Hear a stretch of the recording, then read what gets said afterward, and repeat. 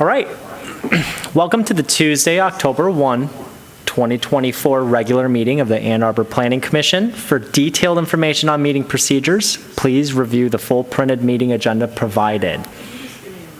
Yeah. But for some reason, it's All good. Give us a second. Yeah.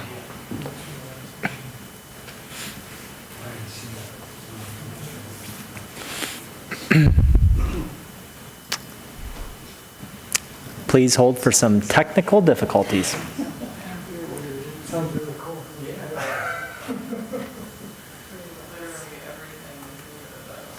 Interesting. It's a hot mic. It's probably that mic. Possibly.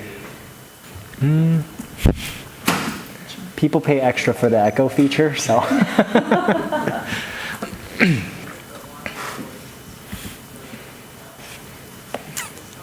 a good thing you started when you started. Yeah. So you could get the technical difficulty. Yes, exactly.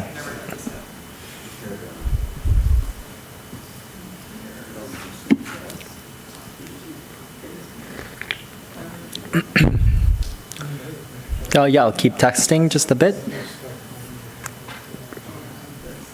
Maybe. Could we mute the speakers? Possibly. Test, test.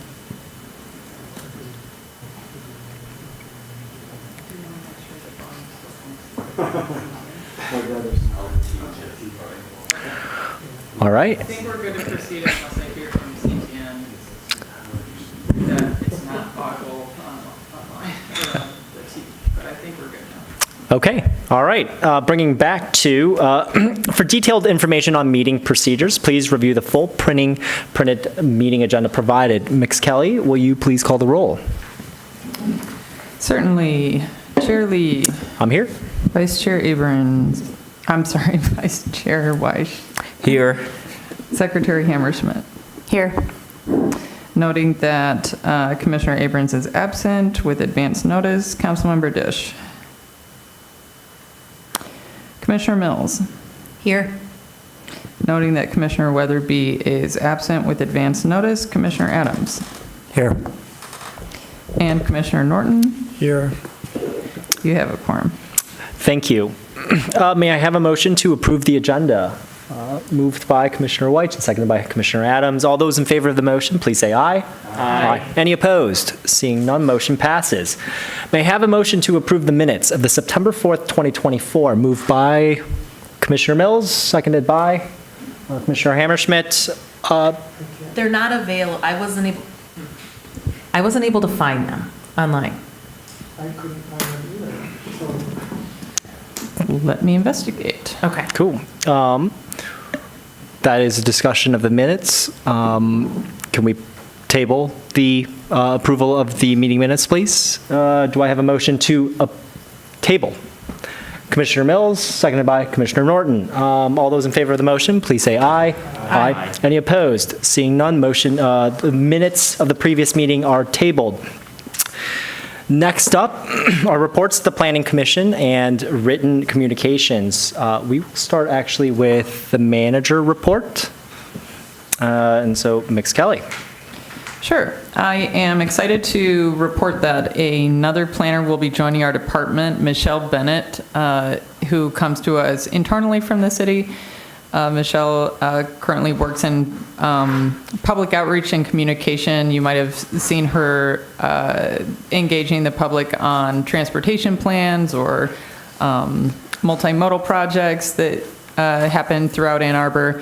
And this position was opened up to us at a higher level, and it's going to be this role will be assisting with the comprehensive plan work initially through to adoption, but also implementation and communication with the public. So we hope to have some more energy and assistance to Manager Leonard in that process. We look forward to having Ms. Bennett in front of the commission in the near future. I would ask, continuing on the theme of updates for the comprehensive plan, Manager Leonard wants all of you to please save the date for October 23rd. There will be a workshop at the downtown library More details will be shared soon, but this is on the project website for the comprehensive plan. There will be presentations during the day and evening with open office hours in between, so sort of an all-day event. And I would like to point out that both the steering committee and the comprehensive plan subcommittee met recently. For the comp plan, the steering committee met on September 18th. Those slides are available again on the project website, and the recording of the comprehensive plan subcommittee of the Planning Commission is also available. A preview for next week's working session. We did have a pre-PUD that was requested to be tabled, but we decided to keep the meeting for the other item that was on your agenda, and that will be modifying requirements and restrictions related to non-conforming structures. This comes to you after being initiated as a request after repeated petitions of this kind came before the ZBA. So the Zoning Board of Appeals made a recommendation, and you'll have some more information from our zoning coordinator, John Barrett, on that topic. Please let us know if you have questions once you see the agenda. And I would like to just report back some behind-the-scenes conversations discussed during recent commission proposed business that's related to the Michigan State Housing Development Authority and downtown loading dynamics. I'm working to schedule for your November and your December meetings, respectively, a presentation from Jennifer Hall and consultants related to MSHA. And we hope to have a robust discussion that will, it may be the only thing on that agenda, so hopefully we can answer any questions that you have related to that. And then DDA staff would be coming in. We're hoping to pencil them in December to talk about their circulation study, how they approach reviewing loading zones, how that plays out in the site plan process, and also to just get out all of the questions and curiosities that the commission has about that. There was a communication, also this sort of came out of commission proposed business, but some business last year and at the beginning of this year related to the capital improvement program. There was interest in understanding more about that, getting more communication as it progressed, so you'll see that in your packet. We did ask for advanced questions, but if you do have anything, we don't have Kayla Coleman on hand, but Julia Shake, who's with us, associate planner, has been attending all of the CIP meetings and we'll do our best if you have last minute questions there. And then just a reminder that you will need 6 votes today to affirmatively pass any action. And lastly, the Michigan Association of Planning Conference was last week. Many of the people at the table, including staff, participated. So Commissioners Abrams and Lee received your support to attend out of our department budget for continuing education, and also independently, Commissioners Mills and Norton participated. From staff, I attended. Mariana Moline Corcoran, Matt Kowalski, and Julia Shake participated. So I would just offer to the commissioners to share any reflections that you'd like about the conference, perhaps. Yeah, sure thing. I do plan to circulate actually my meeting notes and seminar notes to the rest of the commission. A few things that I just wanted to mention.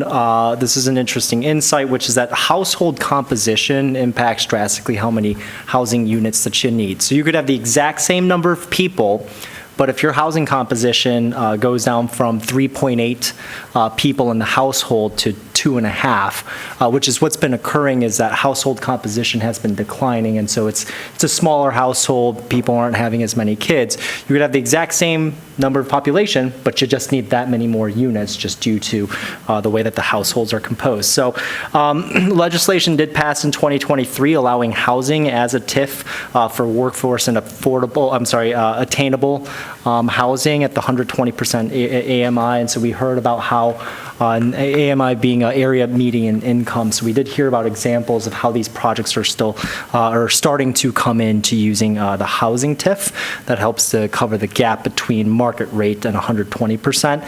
And then we also heard about manufactured housing as a form of more cost-effective solutions rather than traditional single family stick-built, just from a standpoint of timing as well as overall cost. So those are some of the kind of main salient things that I took away from it, but we're not alone in housing issues throughout. And so a lot of folks, such as Grand Rapids, Kent County, are also grappling with similar issues of density relative to a population and household composition. So I'd be happy to turn over the floor to anybody else that attended. Yeah, thank you. And if not, we will actually move on to Councilmember Dish's reports. If you are... I left my laptop at home, and my laptop has my brain. Oh, So I do not remember what happened at council. all good. Yeah, thank you. I might be able to help out that since the last time this commission convened on September 4th, there was a second reading of the tweak to the vehicular use area to make a correction to like clerical error. So that has been corrected, and there were 2 rezonings of recent annexations. Right, and that little algae. Oh, yeah, 444 Huntington and address on Algae Way. Thank you. Do any other commissioner officers or committee liaison have anything to add? Okay, written communications are included in today's packet. So this is, we're going to move on to public comment. This is an opportunity for individuals to speak up to 3 minutes on an issue that's not listed as a public hearing.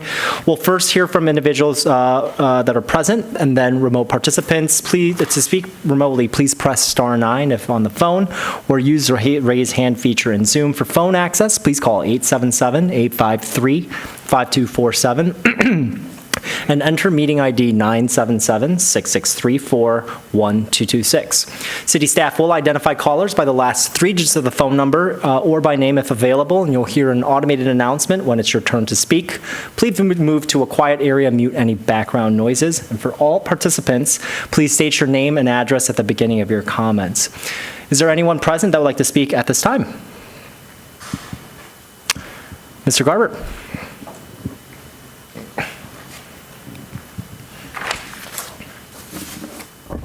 Thank you, Chair Lee. Ken Garber, 28 Haverhill Court. Nice to be here with you tonight. I want to speak to the issue that actually Chair Lee just brought up about TIF for housing. This is actually a recent change to the State Brownfield Act coming soon to your table. As you know, contaminated sites have long been eligible for tax increment financing, TIF, under the State Brownfield Act, subject to local approval. For infill projects that otherwise wouldn't be feasible, and to level the playing field between brownfield sites and greenfield sites. You've seen these. So, as Chair Lee said, last year, Michigan made changes to the Brownfield Act that for the first time make housing eligible for TIF funding, just for being housing. You don't need contamination anymore to be a brownfield. Any project that builds or rehabs at least one housing unit qualifies. For these projects, taxes can be forgiven for a number of activities, including public infrastructure, for example, parking lots, as well as safety improvements, demolition, renovation, site preparation. And lots of developers are now jumping on this as a way to subsidize their projects. These are in the pipeline.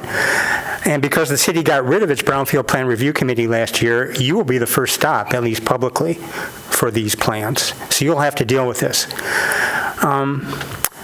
I am new to this subject, but I have an opinion already, unsurprisingly. We need more housing, especially affordable housing, and to the extent that this new rule facilitates that, it's great. But these are taxpayer dollars going to private developers. Yes, we're just capping the tax rate for the properties, but this is a taxpayer subsidy. These tax dollars could be used to build or renovate public housing with state matching funds. Any so-called brownfield housing subsidy should be granted judiciously and selectively. Let's not just enrich developers who already intended to build market rate housing, and in fact, 120% of area median income is basically market rate. I mean, certainly in this area, that's not cheap. Or developers who want to make a bad project viable. Set an affordability standard for a minimum number of units. Bizarrely, as it stands, you could build a new Briarwood Mall and put in one condo, and now it's a brownfield. The eligibility rules are incredibly broad, but you have an incredible amount of discretion. To what extent you will use it or have to, I don't know. I guess it's up to you. But I urge you to weigh in when these come to the table and give guidance to council on this to protect the public interest. Thank you. Thank you, Mr. Garber. Is there anyone else present that would like to speak to the commission at this time? Is there anyone remote that would like to address the commission? There are no remote attendees at this time. Okay, thank you. With that, I'm going to close this public comment. Thank you, Mr. Garber. We're going to go on to public hearings scheduled for the next business meeting, so I will turn that over to staff. Ms. Kelly. At this time, there are no planning commission public hearings scheduled for Wednesday, October 16th, and the planning manager intends cancellation of that meeting. Thank you. All right, there's no unfinished business. Oh, Sorry, small little correction, yes. if I could. Oh, yes, yeah. Please go ahead, Commissioner Weich. Deputy Manager Kelly, you said that we required 6 affirmative votes, but council took up our bylaw change and reduced that to 5. The clerk published it on the 19th, and it takes effect in 10 days. So There are 2 parts to that. The first part was amending Section 8 of code, but the second piece is forwarding the updated bylaws for approval, and that second piece has not yet happened. We believe that we're aiming for a November meeting for that. So Unless I've been misinformed by Manager Leonard and there was a massive lapse of memory, I'm not saying that's not possible. But my understanding is two-parter, part 2 didn't happen. Okay, well, I can't contest what Mr. Leonard has said to you, but our bylaws have been changed, they have been published, and according to the charter of the city of Ann Arbor, after 10 days, they take effect.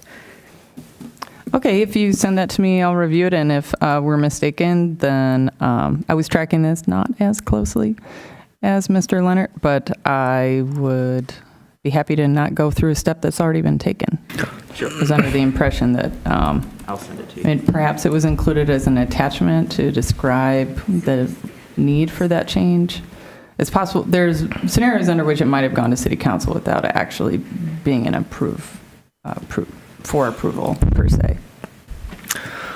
Thank you. Yep, thank you. All right, with that, we're going to move on to Section 9A of the agenda, which is regular business. I'm going to introduce a petition, 900 Briarwood Circle site plan for Planning Commission action.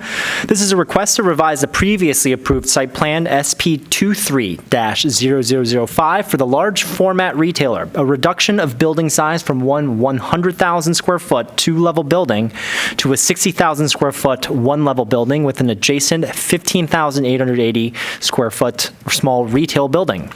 No other changes to the site are proposed, and the petitioner is requesting postponement to work on additional revisions to the plan. Staff recommendation is tabled to a date to be determined.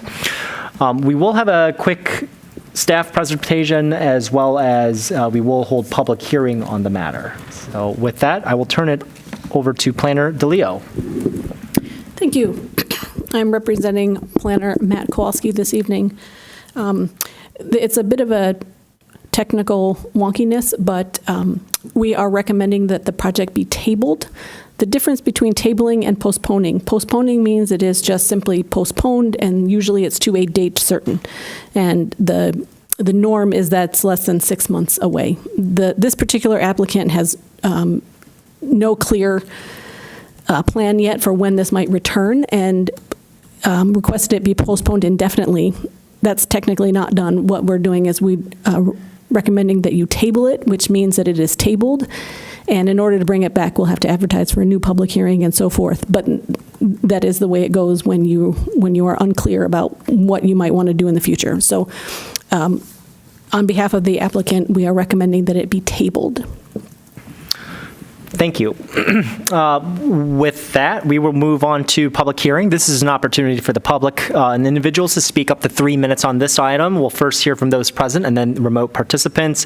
To speak remotely, please press *9 on the phone or use the raise hand feature in Zoom. And for phone access, please call 877-853-5247 and enter meeting ID 977-6634-1226. City staff will identify callers by the last 3 digits of the phone number or by name if available, and you'll hear an automated announcement when it's your turn to speak, and please ensure you're in a quiet area so we can hear you clearly.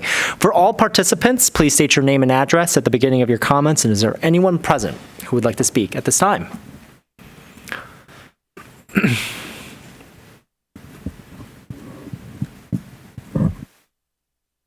And Arbor again, procedural question. When this comes back, will there be a continuation of the public hearing, or is this my only chance? I believe, yes, there will be a public hearing. We will have to go through the entire process again. Okay, thanks. Oh, so I get 2 chances to harangue you. But I won't tonight. I just have kind of a question. This is a good project. The housing portion of it is going to be all electric. But my understanding was that the retail and commercial elements of this were going to be gas heated.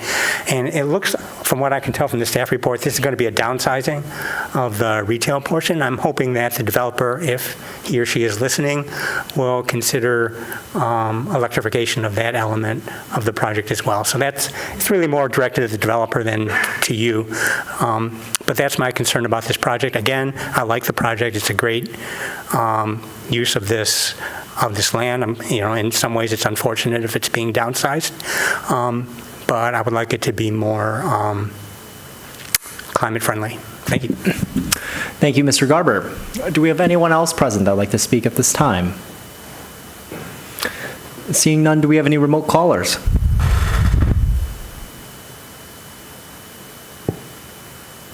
There are still no remote participants. Thank you. All right, with that, we are moving, I'm going to read the proposed motion, which is that the Planning Commission recommends to table this item. Do we have moved by Commissioner Adams, seconded by Commissioner Mills? Discussion. I think procedurally, we're talking the difference between postponement and tabling. Any issues? Seeing none.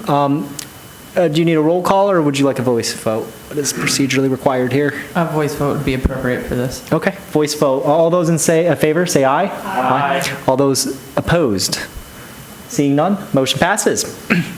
All right, we are going to move on to Section 9B, regular business. This is an amendment to the Chapter 55 UDC, Section 5.15, permitted use tables. At this point in time, I will be recusing myself from this particular item, as my employer is the one that is making this petition, and so with that, I will hand it over to Commissioner Weich. All right. So I will introduce the petition. It's an amendment to Chapter 55 UDC, Section 5.15, permitted use tables, and Section 5.16, use-specific standards. A proposed amendment to Section 5.15, permitted use tables, and Section 5.16, use-specific standards, to allow child care center and private school uses in more zoning districts. Staff recommendation is approval. We have a staff presentation by Associate Planner Shake.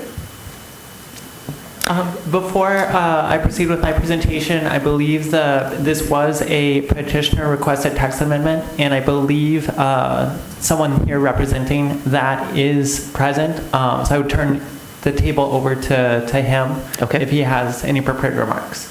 Sure. That's petitioner Winston Chester? Yep, that's okay, right. Great. Should I step up here?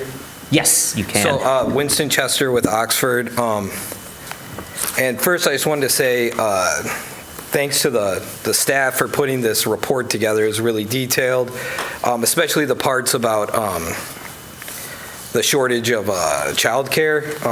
As a petitioner, that was really informative to me to see all those statistics, because we know that there's a shortage, but to see it laid out was really helpful, so thank you. And just to give you guys a little background on why we filed the petition, Oxford owns a couple buildings over on Green Road. We've been approached by both childcare and private school tenants that are interested in leasing the space. It's zoned research. Everybody kind of knows the situation with office space these days. There's a lot of vacancy. We're trying to find new uses for office space with the new kind of work from home situation that's going on.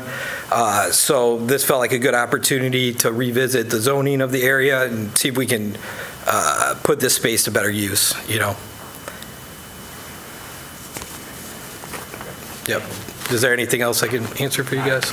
Okay, great, thanks. Call you back if you have a question. Planner Shake. Thank you. So as the petitioner mentioned, this was a text amendment application to allow childcare centers and private schools as permitted uses in the research and M1, M1A zoning districts. In response, staff recommends altering the use-specific standards for childcare center and permitting this use in the R1 all, R2A, R2B, RE, and ORL zoning districts, and allowing private school uses as a SEU or special exception use in the RE and ORL zoning districts.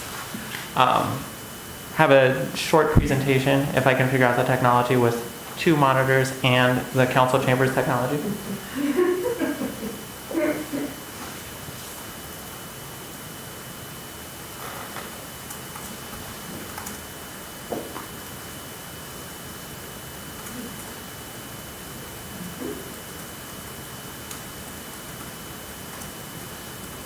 Which is not working.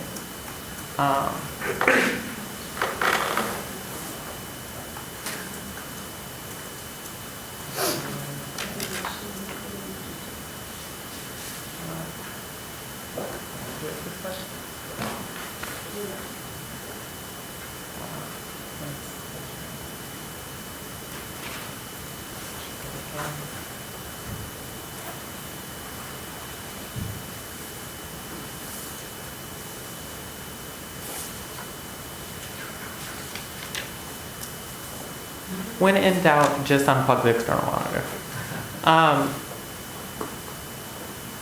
So, as mentioned before, staff received this petition to allow it in the RE, allow both of these uses in RE and M1, M1A districts. Childcare centers are already a primary use. That is, they do not require a special exception use in M1 districts. Before 2019, Chapter 55 allowed for childcare centers and private schools as SEUs in RE zoning districts, as you can see in the table on the screen. Private schools were not allowed in ORL. Since 2019, and as you recall in 2019 there was a reworking of the UTC, childcare centers are no longer allowed in the RE district, but are permitted as SEUs in the ORL district. The proposed amendments would restore childcare centers and private schools as permitted uses in the RE district. Childcare centers would be allowed as a primary use and private schools as an SEU. The permissions for childcare center and private school uses in the ORL district are not proposed to change. A summary of these changes is on the screen. So taking a quick step back, in preparation for this, that gives you the context. In preparation for this, we looked at all our zoning districts and where these uses are permitted and not permitted. And there's been recent studies and research, and actually A2 Spark had solicited a study within the past couple of years about the need for childcare in Washtenaw and Livingston counties. Those findings are on the screen above, but they identified a number of issues around availability, cost, and worker and business impacts. The summary of that report is also in the staff report. The proposed, back to the staff report, the proposed change would allow childcare centers as a primary use in the RE district and change them from an SEU to a primary use in the ORL district. The proposed changes also seek to align childcare center and private school uses in the RE and ORL districts, given the overall permitted land uses and localization of these zoning districts within the city of Ann Arbor.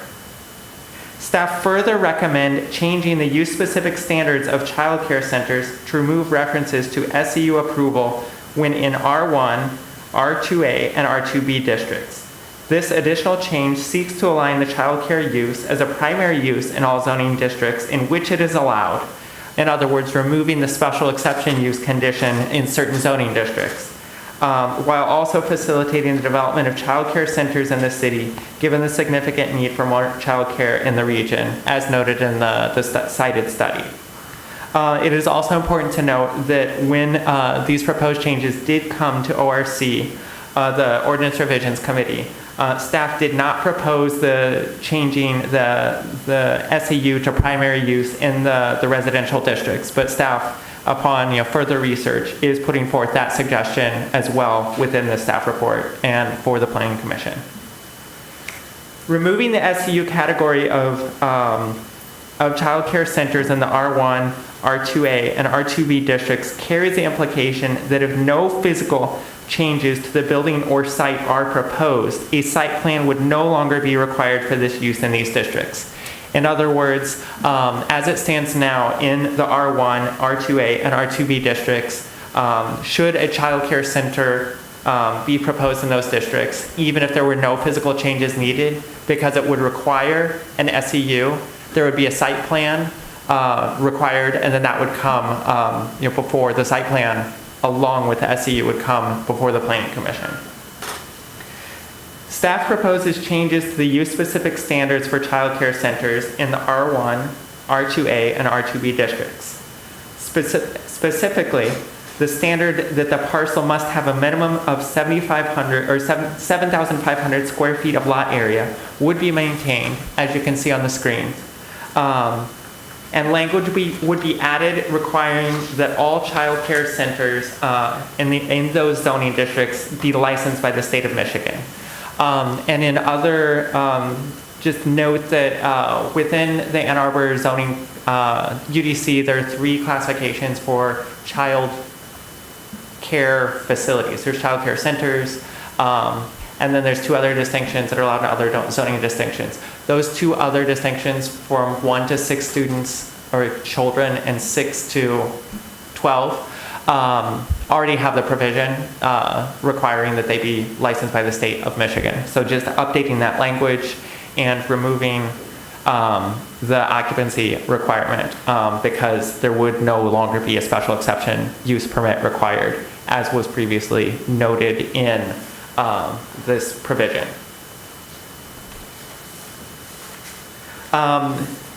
For reference, here is a map that shows the areas in which child care centers are currently permitted. Yes, it's small, but the green areas are the areas in which child care centers are currently permitted in general, without a special exception use. And the red areas are the areas in the city in which they're proposed to be permitted, again, as a permitted use, not a special exception use.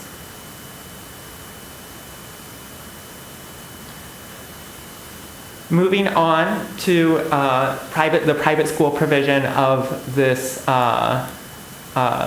ordinance request. Staff recommends against allowing private schools in the M1 and M1A districts as requested. Again, staff is recommending allowing them as an SEU in the RE and ORL districts, but not recommending in the M1, M1A districts. Instead, we suggest restoring private school uses to their previous zoning designations as they were in 2019 without further expansion. Private schools often have large footprints and external uses that may not fit well with M1, M1A areas and other neighboring uses. These districts are limited in size and are crucial for specific light industrial uses that support a diverse local economy. Preserving M1, M1A areas for industrial purposes ensures space for current and future technologies that may only be permitted in these zones. While public schools and public institutions of higher learning are allowed in all districts, this is because they are independent government entities not subject to local zoning regulations. So in other words, yes, private schools or public schools and public institutions of higher learning are permitted, but if you look in the UDC tables, they're permitted in all zoning districts as a de facto permission because as they are separate entities, they're not subject to our zoning code. Here is a map for private school districts. This map has three colors on it. Green are the areas in which they're currently allowed either as a primary use or a special exception use. The areas in red are the areas in which staff is recommending, so the ORL and the RE districts, which would be expanded based on staff's recommendation. And the map also shows the M1 and M1A areas just for reference that are the areas that were solicited by the petitioner in yellow. So shows the limited amount of area that is designated currently in the city as M1, M1A that staff is not recommending to expand private schools into. With that, I will finish my presentation, but happy for any questions. Thank you. Sorry. Not quite ready. And so in summary, staff recommends that the amendment to the UDC to alter the use-specific standards of and permit the child care center use in the R1, all, single-family dwelling, R2A, two-family dwelling, R2B, two-family dwelling and student housing, RE, research, and ORL, office research limited license light industrial zoning districts, and allow private school uses as a special exception use in the RE, research, and ORL, office research limited light industrial zoning districts be approved because there is a deficit in the availability of childcare in the city of Ann Arbor. The proposed amendments would restore childcare centers and private schools as uses in the RE district as Chapter 55 allowed prior to 2019 and align these uses across the RE and ORL districts. Thank you. Thank you. We'll now go to our public hearing for this matter. This is an opportunity for individuals to speak up to 3 minutes on this item. We'll first hear from those who are present, then remote participants. To speak remotely, press star 9 if on phone, or use the raise hand feature in Zoom. For phone access, call 1-877-853-5247 and enter meeting ID 977-6634-1226.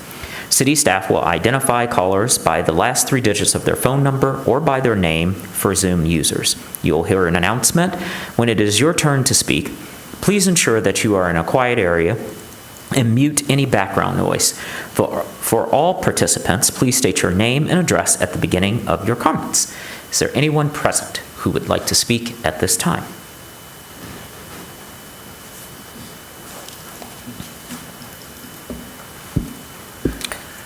Mr. Garber. Thanks, Vice Chair Weiss. Ken Garber again. I'm very sympathetic with the need to expand childcare opportunities in the, within the city. I just have a question. It's kind of the obvious one. If we make this use a primary use in R1 and R2, to what extent are neighbors noticed if someone buys, a residential home, converts it to childcare, as long as it's 7,500 square foot lot, and it's state licensed? Can they just do it, or who approves it, and any opportunity for neighbors to have any input? It's just a question. I'm not opposed to the change, but something I want to bring up. Thanks. Thank you, Mr. Garber. Have we attracted any online participants? We have not. Okay. We still have only CTN as our lone remote attendee. Given that there are no online participants, would anyone else like to speak who's in-house before I close the public hearing? Seeing none, the public hearing is closed. I will read the motion, and then we'll have our commission discussion. The motion reads, "The Ann Arbor City Planning Commission hereby recommends that the mayor and city council approve the following amendments to Chapter 55, Unified Development Code. Section 5.15, primary use tables to allow public school uses as special exemption uses in the RE Research, ORL, Office Research Limited Light Industrial zoning districts.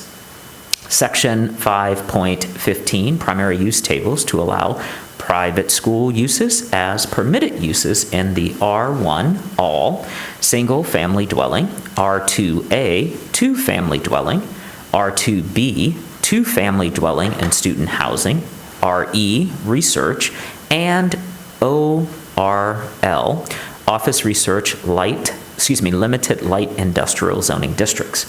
Section 5.16, use specific standards to alter the specifications for child care center uses." Moved by Commissioner Mills, seconded by Councilmember Dish. We are in discussion, and Commissioner Mills will kick us off. Great. The first thing is, I feel like the language in the staff report is a little bit different than the ones Joe just read. Yeah? Okay, great. Maybe not so much the staff report, but the motion. The motion. There Yeah, might have the been- staff report is what I anticipated, yeah. Okay. So, and it was just that I'm sure that you're reading what was given to you. We're talking private schools for the first part of it and childcare centers for the second bullet. That is correct. Okay, super. Just wanted to make sure that we all know what we're voting on. So can the amendment to use that word, the one that's in the report, that's the correct one, right? Correct. Not the one that was just read out for length. I see. Okay. Yeah. I read. You read the right thing. Comprehension is good. Your reading comprehension is good. It's a weird script. Yeah. Okay. Okay. Super. So we're acting on the one that's in the statute. Correct. Okay, would the motioner and seconder be okay to withdraw? And then I'll reread the motion with that change. Is that okay? Is that okay with the table? All right. So the second one, section 5.15, primary use table to allow Childcare centers. childcare centers. And also, maybe this was just not Freudian slip, but in the first one, does it say private schools or did it say public schools? It said private, and I was Okay. wondering if I said public, because, Yeah. Got it. Any other changes for the motion? I don't think so. Is this okay, Deputy Manager Kelly? Seems good so far. Sorry if maybe a corrected version came after that was pulled into the script. I apologize. No one is to blame. All right, here we go. The Ann Arbor City Planning Commission hereby recommends that the mayor and city council approve the following amendments to Chapter 55, Unified Development Code. Section 5.15, primary use tables to allow private school uses as special exemption uses in the RE Research and ORL Office Research Limited Light Industrial zoning districts.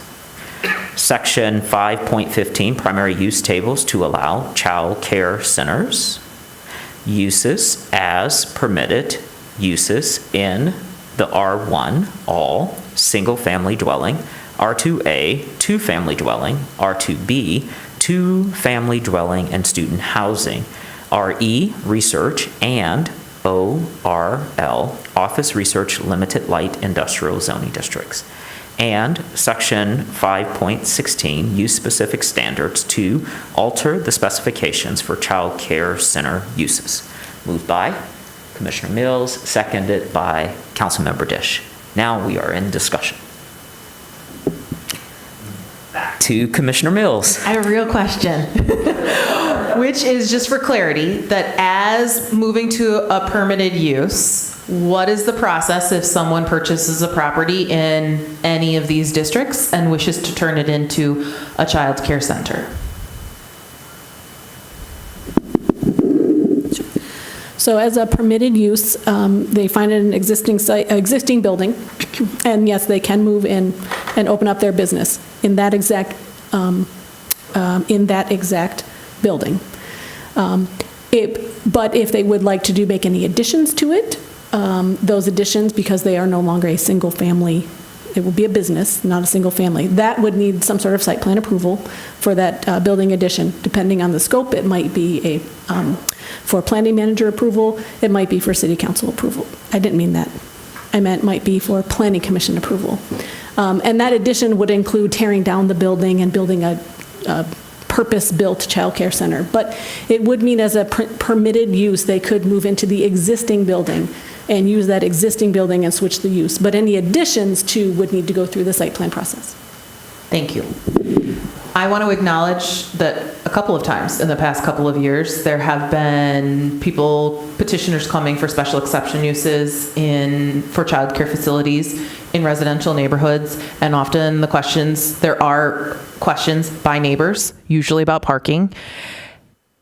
And my sense, as someone who has not entirely recently, but not too long ago, frequented lots of daycares, that having more childcare facilities in more neighborhoods is less traffic, because the people in those neighborhoods will use that if there is space available. And the problem is right now, as the staff report so clearly lays out, there are not enough spaces in daycares. And so sometimes you have to schlep your kid halfway across town just to be able to go to work. And so I am sympathetic with the idea that some people might not like knowing that the single family dwelling next door might be turned into a childcare facility and they don't get any notice. On the other hand, I think particularly the size of the buildings that we're talking about are unlikely to have that many students, and again, additional seats in that additional daycare spots in that neighborhood will lead to less traffic, because you just don't have to. There will be more neighborhood places. So that's my 2 cents. I think this is awesome.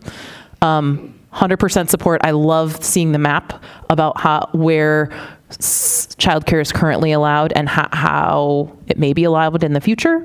I also really appreciate the kind of thoughtfulness about what we do in M districts, that there are we don't have tons of land zoned for M.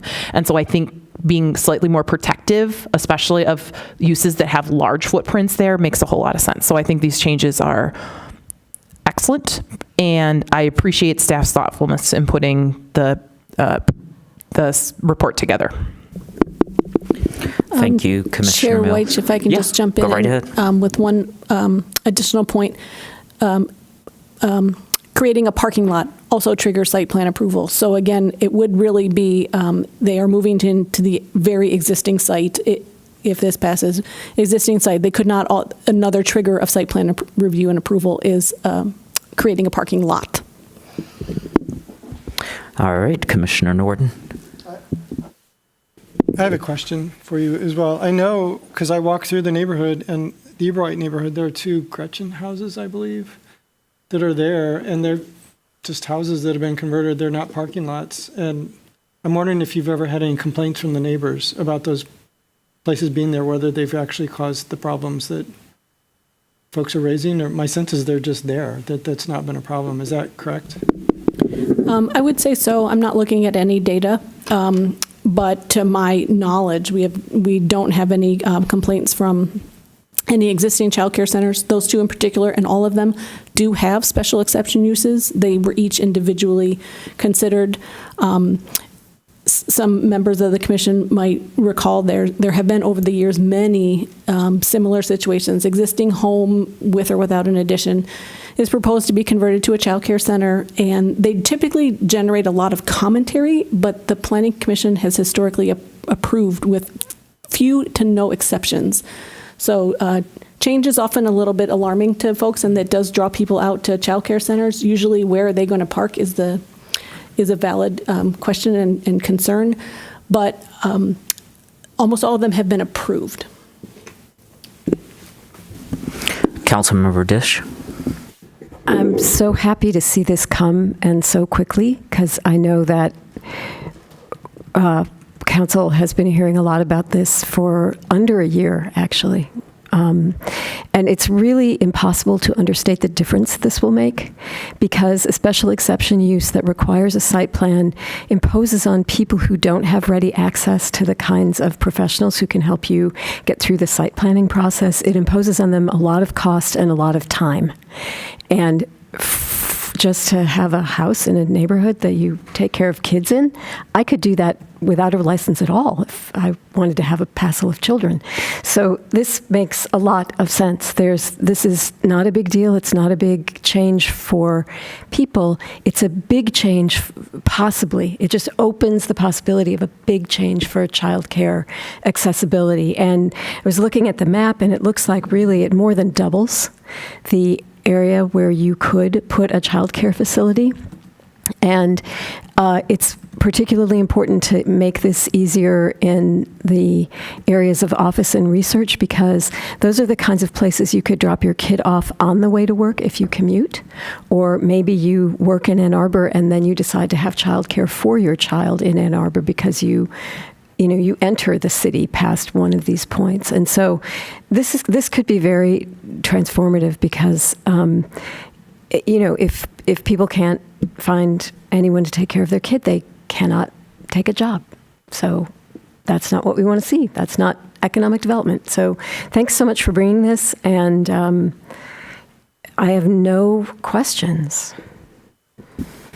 Thank you, Councilmember Dish. Commissioner Adams. No, I want to echo Councilmember Dish's points and just point out that, we talk a lot about staff resources at this table and how limited they are. More of this that we can do, the better. If we're approving these things, they shouldn't be here. And we shouldn't be giving people the impression that this is an item of discretion that we're likely to go one way or the other on when we're typically approving.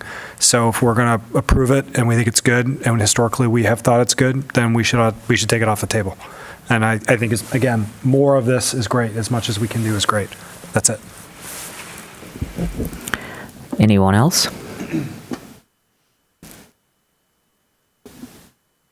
I have two questions. The first question is, we are denying both of these in M. Maybe I have three questions. That's the first question. I would say, functionally, yes. Okay. But the way that the motion is prepared, the way that the ordinance is prepared, it just doesn't appear. So we are not forwarding that. We're. So it doesn't appear in the table already. Is that what you're saying? Correct. And we're Actually, there's a distinction. So actually, childcare centers are already a permitted use in M. That's what I thought. But staff recommends not allowing, or M1, and staff recommends to not allow private schools. Okay.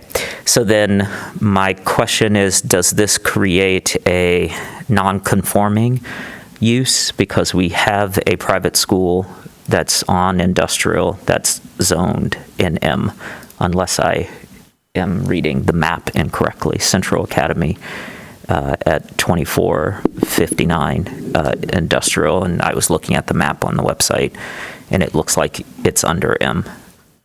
I am fairly certain that that is a charter school, which is a public school. And this is why you all are the paid staff members. Great. All right, and then my final question is, you are adding a provision that all of the childcare centers that are permitted must be approved by the state, must be licensed by the state, which will also mean an approval by the state, but I appreciate the correction. Do we have any exemptions or carve-outs for religious institutions that are not required by the state to be licensed?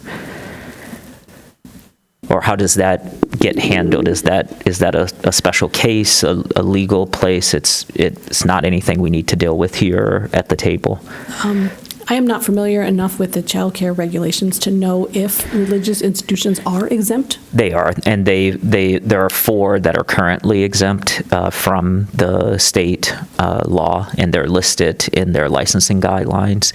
So I believe a religious institution can apply to be exempt from the state code, but it would mean that our code would not allow them. So I was just wondering if any of that was under consideration. It might be out of scope for this conversation, but having run a daycare center in a religious institution, I am a little familiar with all of this. I suppose we can make sure to check with the attorney's office and to see. I will just say that, so this is not a functional change for, well, I guess it is a functional change. I was going to say it's not for our non-residential districts, but we can add that language if necessary when this moves forward to council. I'm not familiar enough with the state licensing side. Thank you. Those were my questions. Any additional questions from commissioners? Seeing none, I believe we'll move to a roll call vote.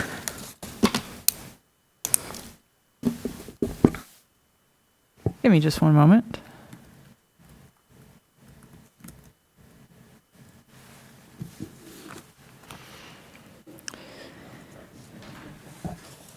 Okay, Commissioner Weish. Yes. Commissioner Hammerschmidt. Yes. Councilmember Dish. Yes. Commissioner Mills. Yes. Commissioner Adams. Yes. And Commissioner Norton. Yes. That carries. Thank you. Moving on to, If we could invite Chair Lee to oh yes, rejoin yes, us. he'll return. And then he'll leave again, he said, so. I will take a moment out of turn to let all of the commission table know the minutes for 9/4 have been attached to your packet and were circulated by email and should be in public view now. Thank you. All right, thank you. Cool. All right, we're going to move on to fences. All right. I'm going to go ahead and introduce this petition, amendment to the Unified Development Code related to fences, section 5.26, a proposed amendment to revise the standards for fences in residential and non-residential districts. The staff recommendation is approval, and with that, we will move on to staff presentation with Ms. DeLeo. Thank you. This is part of a package of amendments that staff is proposing. This presentation and one staff report describes amendments to revise the standards for fences in residential and non-residential districts. Section 526.2 is proposed to be amended and reorganized. The proposed amendments include applying the existing restrictions on sharp edges and electrified fences to residential zoning districts as well. They're already in effect in non-residential districts. We did add a language that does allow them when specifically required by another code. One of our planning commissioners mentioned that I'm going to get it wrong, but some solar installations require, I think, barbed wire fencing for security. I will say that also that we have not had any real issues or problems with any residential fences being electrified or having barbed wire on them. But in fairness, we are proposing to have this same language apply throughout the city. Another change is adding a general requirement to clarify that fences may be located anywhere on a lot. This is not. This is only changing what appears in the code. This is already permitted, but it is changed to the text for clarity. We are proposing an increase in the maximum opacity in the side yard of a residential district, increasing it from 80% to 100%. So this will allow solid fences in the side yard. That's defined as the face of the house backwards. And finally, we are decreasing the maximum height permitted in non-residential districts in the side and rear yards to 12 feet. Currently, it's allowed to match the height limit of the district. And our reorganization talks about combining the residential and non-residential standards into general standards, and then separating the height and opacity and providing them in a table format. There's one thing I do need to point out. I believe, with staff, we believe that the language does not impact wrought iron fences, which can have, but our language is not like foolproof. We do not believe that the language would prohibit a wrought iron fence with a decorative fleur-de-lis or some sort of kind of pointy but blunt thing. I don't have a picture, but I think you can maybe imagine. However, if the commission is uncomfortable with the current language proposed, which is fences shall not contain any sharp, pointed, or protruding elements, it can be slightly amended to, for example, fences shall not have sharp elements. Otherwise, we are recommending approval of this change to section 526.2. Okay, thank you very much. With that, we're going to move on to public hearing. This is an opportunity for individuals to speak up to 3 minutes on this item, and we'll first hear from those present, then remote participants. To speak remotely, please press star 9 if on the phone, or raise your hand feature in Zoom. For phone access, please call 877-853-5247 and enter meeting ID 977-6634-1226. City staff will identify calls by the last 3 digits of the phone number or by name if available, and you'll hear an automated announcements when it's your turn to speak, and please ensure that you're in a quiet area so we can hear you clearly. For all participants, please state your name and address at the beginning of your comments. And is there anyone present who would like to speak at this time? Okay, seeing none, do we have any remote participants? There's still no remote participants. Thank you.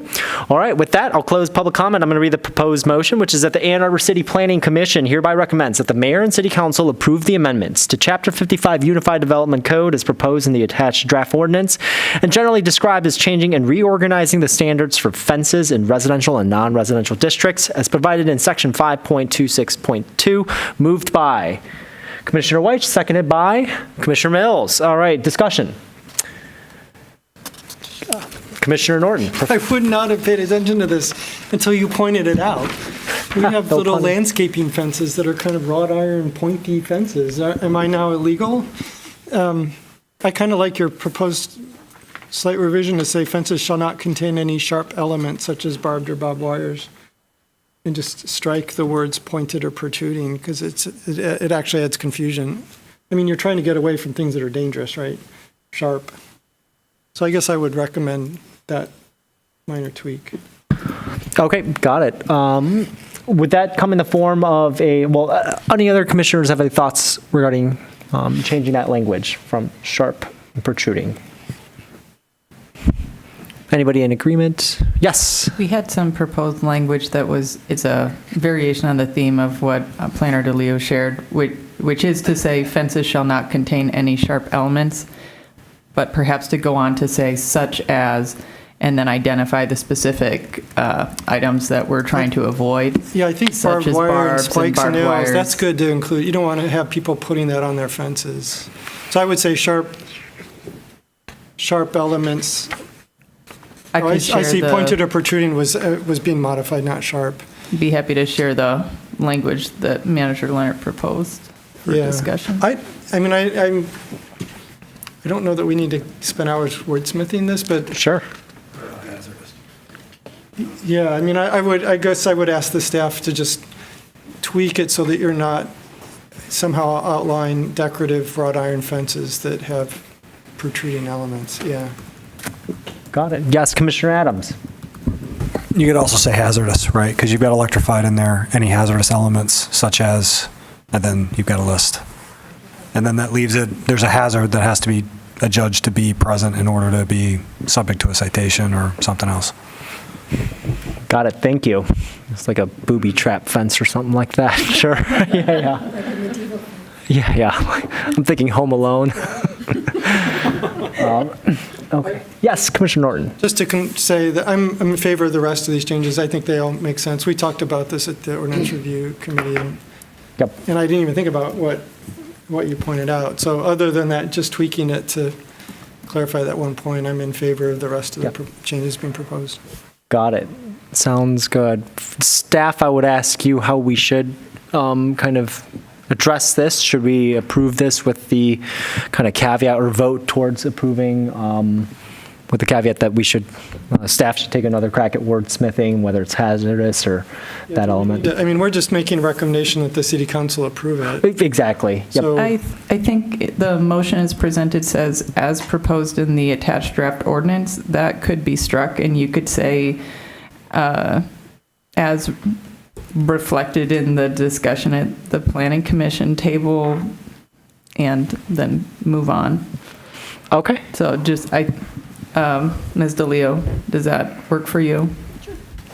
Okay, so I think the change, Mr. Chair, for the planning commission motion would be, instead of as proposed in the attached draft ordinance, that language would be changed to say, as discussed by the planning commission at its October 1st meeting. Okay. Got it. And adjusted by staff. And, yep. Just by staff. Got it. Understood. So does that require kind of a formal amendment and a friendly? Okay, got it. Do I have somebody to propose that amendment to the motion? I make a friendly amendment to revise the motion Thank to you. say, as discussed at the table and adjusted by staff to reflect the issues raised, we recommend approval. Thank you. Then I have a second with Commissioner Mills. So we now go into discussion of that friendly amendment. Any discussion? All right, I'm going to do a voice vote to amend it. All those in favor say aye. Aye. Any opposed? Seeing none, the friendly motion passes. So I'm going to read now the official motion, which is that the Ann Arbor City Planning Commission hereby recommends that the mayor and city council approve the amendments to the Chapter 55 Unified Development Code as discussed by the Planning Commission at the October 1st, 2024 meeting and adjusted by staff accordingly, and generally described as changing and reorganizing standards for fences in residential and non-residential districts provided in section 5.26.2. With that, I believe that we will go to a roll call vote. Ms. Kelly.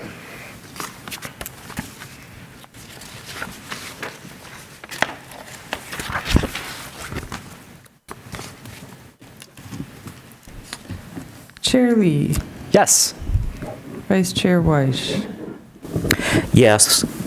Secretary Hammerschmidt, Yes. Councilmember Dish, Yes. Commissioner Mills, Yes. Commissioner Adams, Yes. Commissioner Norton. Yes. That carries. Great.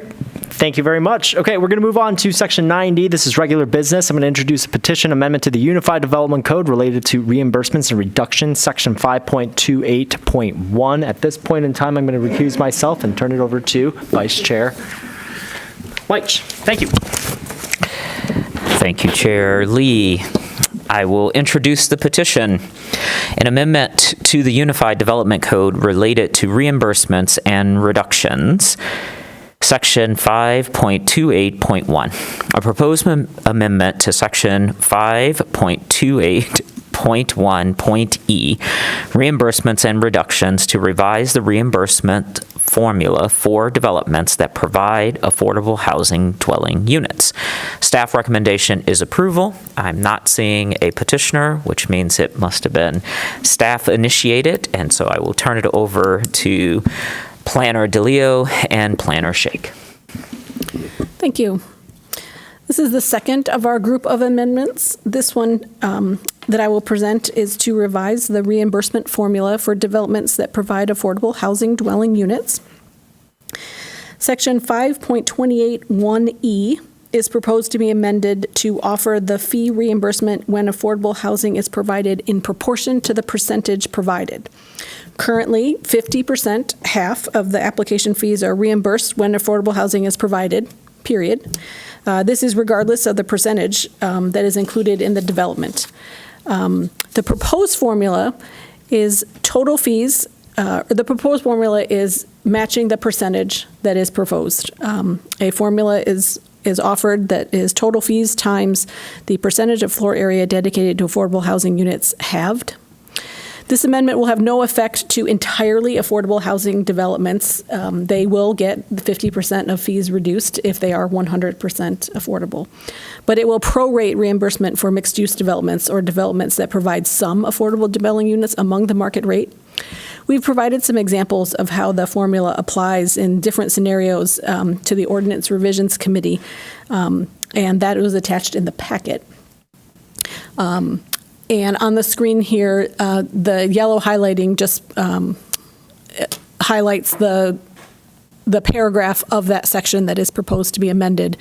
Paragraph 1 is not proposed to be amended. And the screen reflects the final, not track changes. Track changes are available attached to the staff report.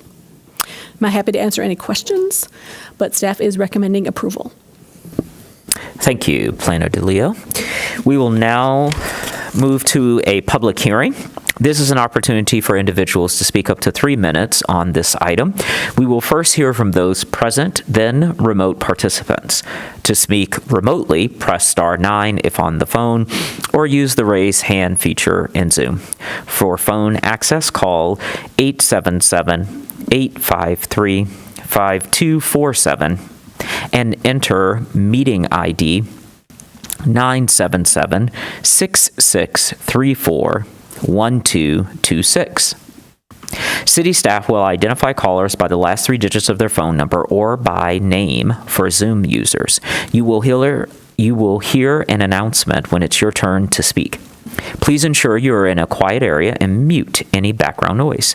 For all participants, please state your name and address at the beginning of your comments.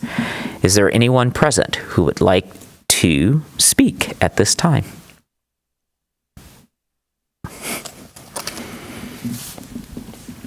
Hello, Mr. Garber. The heck? I'm here.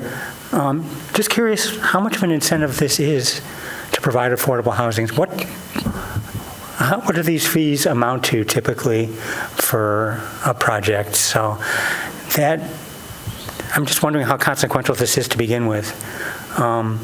So it's just a question.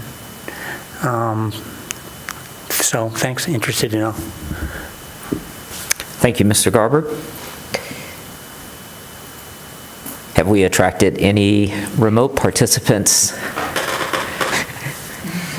Seeing none, I am closing the public hearing, and I will read the proposed motion. The Ann Arbor City Planning Commission hereby recommends that the mayor and city council approve the amendments to Chapter 55 Unified Development Code as proposed in the attached draft ordinance and generally described as revising the reimbursement formula for developments that provide affordable housing provided in Section 5.28.1.e. Moved by Secretary Hammerschmidt and seconded by Commissioner Mills. We are now in discussion. Commissioner Mills. Thanks. I think this makes a lot of sense, and I wonder if somebody can share what was in the ORC report in terms of the fee structure, like both the schedule and the couple of examples. I think it was really, I had no idea what our fee structure is, and there's a table, and it gives a couple recent examples of what the fees can be, and yeah. It's linked, that staff report is to the ORC is linked here, but it's significant, yeah. If you give me just one moment, I can bring it up. Super, thank you. I have it in my notes, which are in my phone brain. I can also, Yeah, we just want to see if we can put it on the screen so that Mr. Garber can see it. Yeah, while Planner Shake is bringing it up, so we charge, sorry, cannot operate. Site plans for Planning Commission charge a base fee, and then by 1,000 square feet. For a project that's a 40,000 square foot building, 40,000 square foot building, new building, it would require a total of $12,640 in fees. And if it was entirely affordable, The current policy is that it would get half back. They would be reimbursed $6,320, and the proposed policy is also they'll get half back, 50% the same. But a project, another sort of downtown-esque project that might be a 181-unit apartment building in a 20-story, 280,000 square foot building, including one floor of affordable housing dwelling units. It would normally require $25,175 in fees. The current policy, they would be reimbursed half of that, $12,500 and change. But the proposed policy is they'll be reimbursed 2% of the fees for providing 4% of the floor area dedicated to affordable housing, or just $500 to be reimbursed. And our final example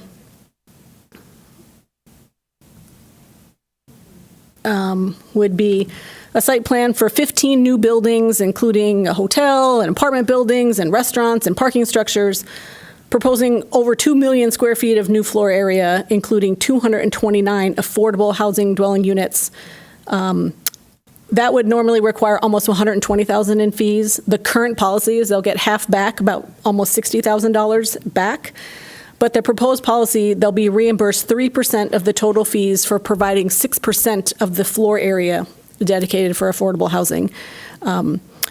So in these examples, it's some projects would have no change, the ones that are entirely affordable, but projects that have affordable mixed in with larger projects, the percentages are switching from 50% reimbursement to single-digit reimbursement. Commissioner Norton. I'm just curious, were these meant to be pretty typical examples, or are they kind of extreme examples?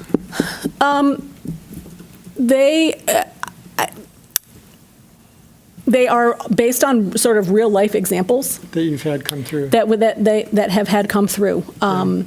Each project is very different, but we tend to see either 100% affordable projects or projects that have a small percentage of affordable units among the mix. That are this size. The total sizes of the projects are pretty typical? Yeah. Well, the third example, that's extremely large, actually. That is not typical. The middle example, 20-story high-rise, that is becoming more usual. Most of the downtown projects are. The third example, though, that is unusual. Okay. Thank you. Councilmember Dish. Yeah, so I think two things in response to Mr. Garber's comments and in response to this question of typicality. We have yet to see what the effect of our relaxing of the constraints we had put on downtown density.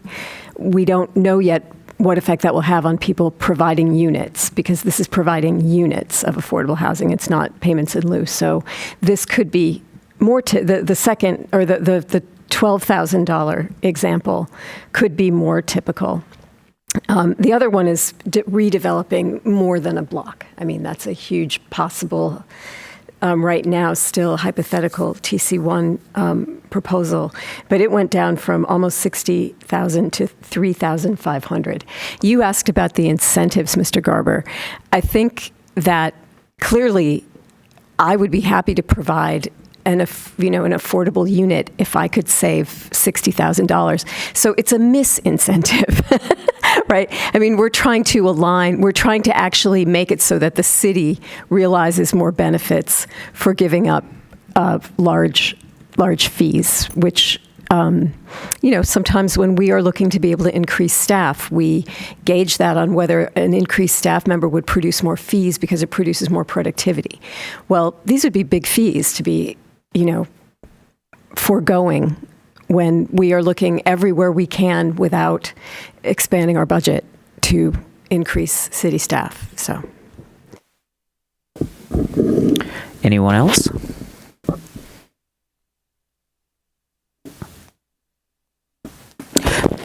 Commissioner Norton. Just to say, we talked about this at the review committee. These changes make total sense to me. I'm fully supportive of them. I think it's a good idea to move this direction. Thank you. With that, can we move to a roll call vote? Certainly. Commissioner Norton. Yes. Commissioner Adams, Yes. Commissioner Mills, Yes. Councilmember Dish, Yes? Commissioner Hammerschmidt, Yes. Commissioner Weiss. Yes. That carries. All right. Is Chair Lee coming back for the next one? Okay.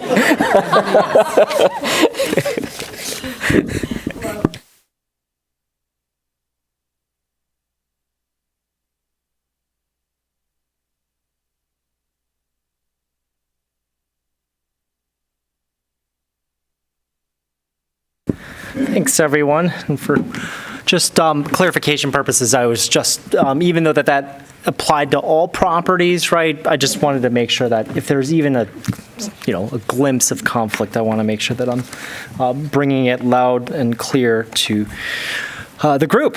All right, with that, we're going to move on to Section 9E. That's E as an elephant. Amendment to Unified Development Code related to public and private franchise utilities.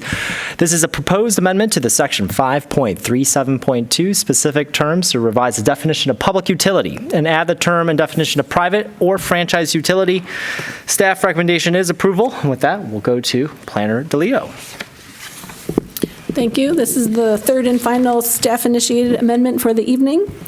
This one is about the definition of public utility, revising it, and adding a definition for private or franchise utility. Routine UDC work revealed this interesting situation. The definition for public utility appears to be conflated with private utilities, and no definition is provided for private or franchise utility. This is not a term that is often used in the UDC, but for posterity's sake, accuracy's sake, we are proposing to correct the definition of public utility and add a definition for private utility.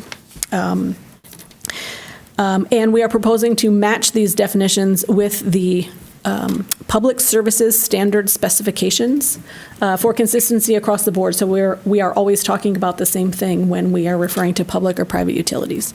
So our proposed definition to read in final form is on the screen, and when it would be a public utility would be a city-owned, operated, and maintained utility and their appurtenances, including, but not limited to, systems for sanitary sewer, water, storm water, communication conduit and cable, streetlights, and traffic control.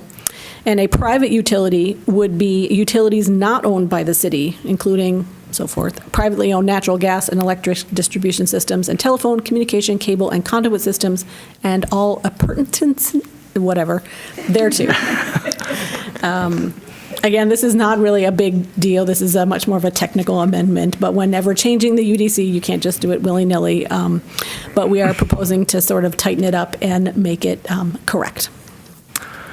Got it. Thank you very much. With that, we will go to public hearing. This is an opportunity for individuals to speak up to 3 minutes on this item. We'll first hear from those present and then remote participants. And to speak remotely, please press *9 if on the phone or use the raise hand feature on Zoom. And for phone call, please call 877-853-5247 and enter meeting ID 977-6634. 1226. City staff will identify callers by the last 3 digits of the phone number or by name if available. You'll hear an automated announcement when it's your turn to speak, and please ensure that you're in a quiet area so we can hear you clearly. And for all participants, again, please state your name and address at the beginning of the comments. Do we have any present that would like to speak at this time?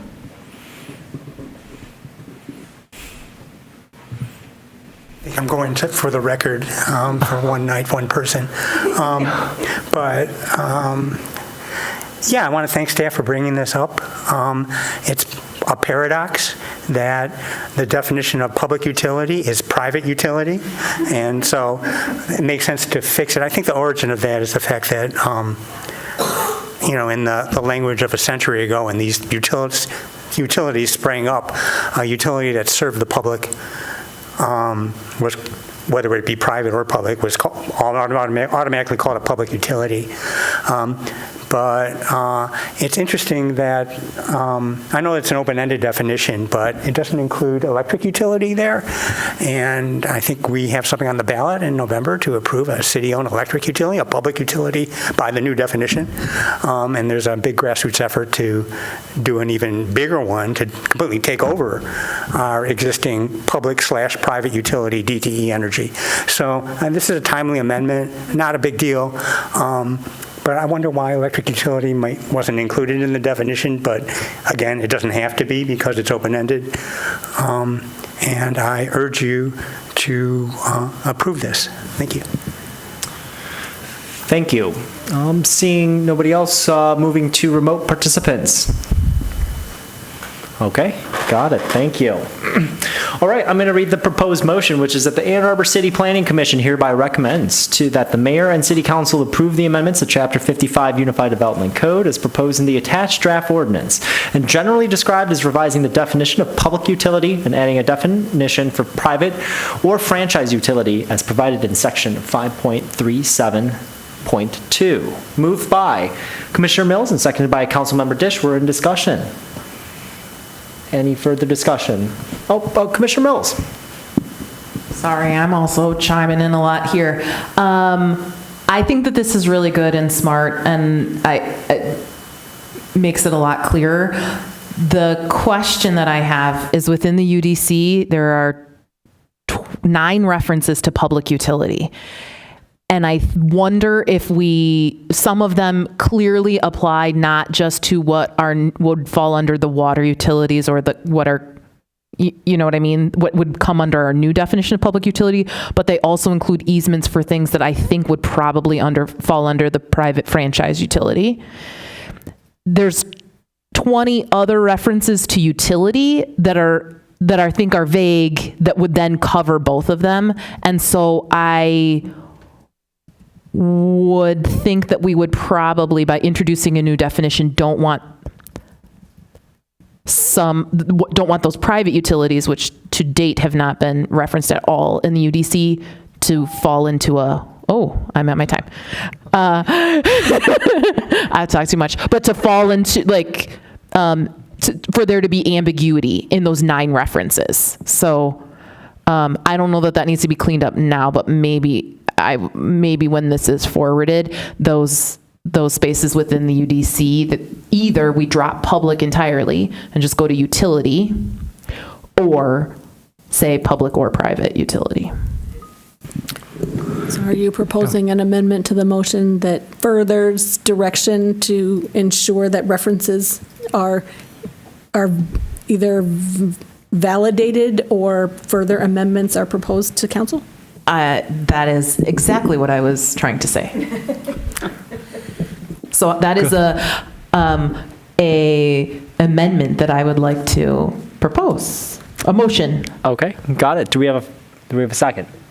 Commissioner Hammerschmidt. So now we're in discussion to amend the existing motion to state that there should be clarification of references throughout the UDC to ensure compatibility and consistency.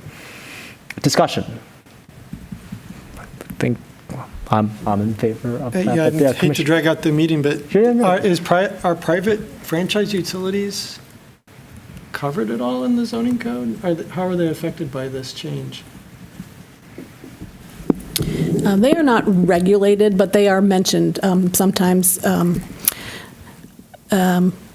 I probably shouldn't just try to guess. They're not we do not regulate them, but sometimes I think they're mentioned. For example, in our required site plan information, it talks about showing public and private utilities existing on a site.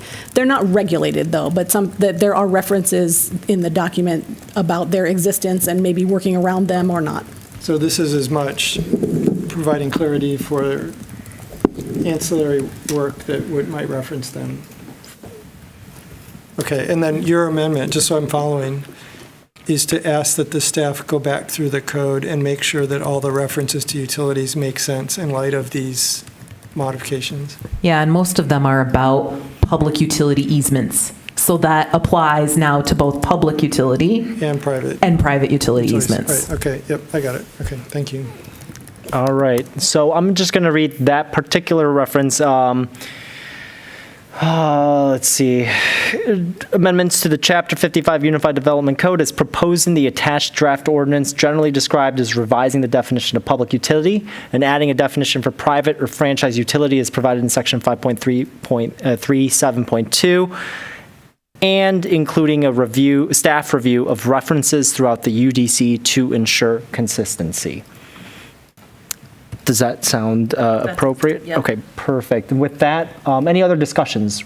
So that- Yeah. Just to beat a dead horse. So that means when they come forward to the city council, they might also identify all the places in the code where private utility needs to be added, for example, or something. However you think appropriate. Yes. Yep, okay. Just to ensure consistency throughout. So, okay, with that, so we're going to do a voice vote on the amendment of the current motion. Again, it's the addition of, at the very end of it, including a staff review of references throughout UDC to ensure consistency. All those in favor say aye. Aye. Any opposed? Seeing none, that amendment to the Planning Commission motion passes. We're now back to the original motion as amended. Any further discussion? Mr. Chair, could you share who seconded the amendment? It was Commissioner Hammerschmidt. Thank you. Yep. All right. With that, we will now go to a roll call vote of the amended motion. Ms. Kelly, that's your... On the motion as amended, Commissioner Norton, Yes. Commissioner Adams, Yes. Commissioner Mills, Yes. Councilmember Dish, Yes. Commissioner Hammerschmidt, Yes. Commissioner Weiss, Yes. Commissioner Lee. Yes. That carries. Great. All right. We're going to move on to Section 10A, which is other business. There are none. So we are going to move into the final public comment. This is a second opportunity for individuals to speak up to 3 minutes about any issue. We will first hear from those present, then remote participants, if we have any at this point.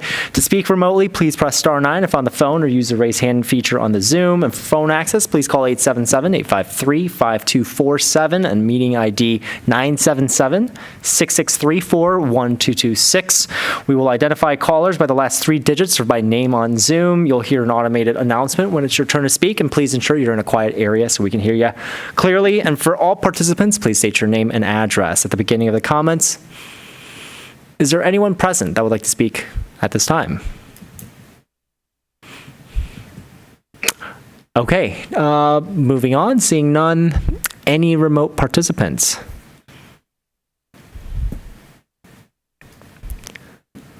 Okay, I thought fences would be riveting. But, okay, with that, I will, just give it 2 more seconds, but nobody's on the call?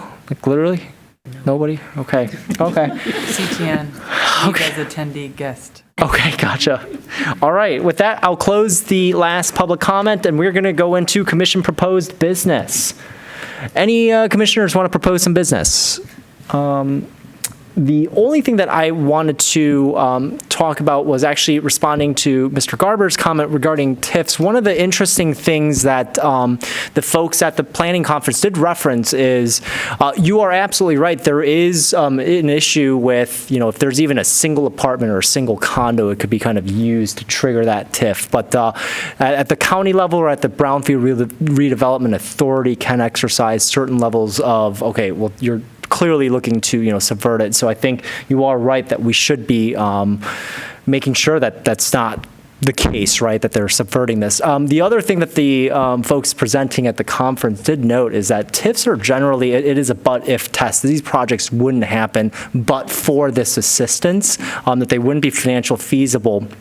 Now, the other thing is that, it is a taxpayer subsidy of a current valuation of future taxes that haven't necessarily been generated, right? If this project doesn't happen, we don't get that benefit. So it's not necessarily like a tax subsidy, like an abatement or something along those lines, but intended to be an economic development tool set. So just wanted to clarify, at least that was objectively was presented to us at the conference. So I did want to kind of raise that point as well. And so Commissioner Mills. I wasn't going to raise business, but since you already raised it, it's more to understand what our role is in this, because to my knowledge, I don't remember, even though I know that we've had projects that it's been discussed would seek brownfield TIF funding or something to that effect. I don't know what our role is. And so if we are supposed to be playing a role in reviewing something, that would be real helpful for us to know in the future. Brownfield plans are sent to city council, similar to payment in lieu of tax agreements, and then they would be forwarded on to the county. You would be, if they're approved, or even if they're not, you would be made aware of it as part of the petition, that it is associated with brownfield, and any details would be provided to you, but the approval for brownfields does not rest with this commission. Or a recommendation from us on. Not to my knowledge, it doesn't go through a typical recommending sequence. It would go straight to city council in first instance, and then if approved, would move to the county. Gotcha. Thank you for that clarification. And my understanding also is that if the petitioner or whoever is seeking the TIF is looking for a state-level non-principal exemption on certain specific types of taxes, they want to capture a separation on non-principal, they would actually have to get it also approved by the state. Yeah, for the purposes of the city of Ann Arbor, it's city council and then the Washtenaw County Brownfield group. So just wanted to provide that level of clarification on that basis. So any other commissioner proposed business at this time? Seeing none, we're going to move to the last item, which is adjournment, moved by Commissioner White. Oh. Did you want to approve the minutes? Oh, yes, thank you. Good job. Oh, yes. Oh, wait, that was not, that was postponed. No, it was tabled. Tabled, okay. Yeah. Yes. Is it possible to bring that back at this time? I think that's possible, right? Yes, it was tabled, so you would just ask to Shoot. reconsider that item. I have, okay. Have you guys had a chance to review it? That's the question. It was emailed to us during the meeting. Okay. Is it possible to actually just approve it in conjunction with the next meeting? I would feel more comfortable with that. So just gives us a little bit time to review it. So There was one item on that agenda. Oh. It was very short, but we can. It's okay. should not be very lengthy, however. Okay. 30 seconds. Yeah, I just want to make sure that I get my eye on it. Could So also pull it up on screen if that would be helpful. yes. All right. Got it.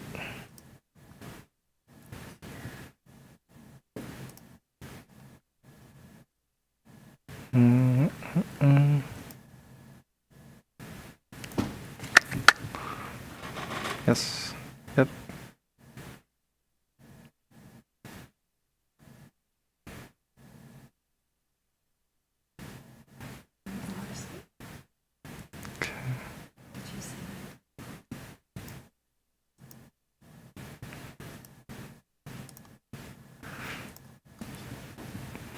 Yeah, okay.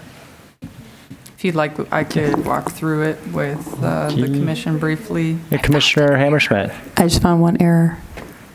Planning commission officers and committees, I reported it for ORC, not Commissioner Mills. I don't remember doing You didn't do it. I think it's probably you always did it, maybe. I don't know. But I'm like, no, I'm pretty sure I did it. Confusing the Sarahs. Okay. Yes. We can, so basically we can approve it as amended with Commissioner Hammerschmidt. Thank you for that catch. Yeah, I think it's not, okay, if we can make that. With that, I will actually reopen then the, which part of the section was it at? Agenda number, section 4, which is the minutes of the previous meeting. May I have now a motion to approve the minutes of the September 4th, 2024 as amended? Commissioner Norton. Move to approve as corrected.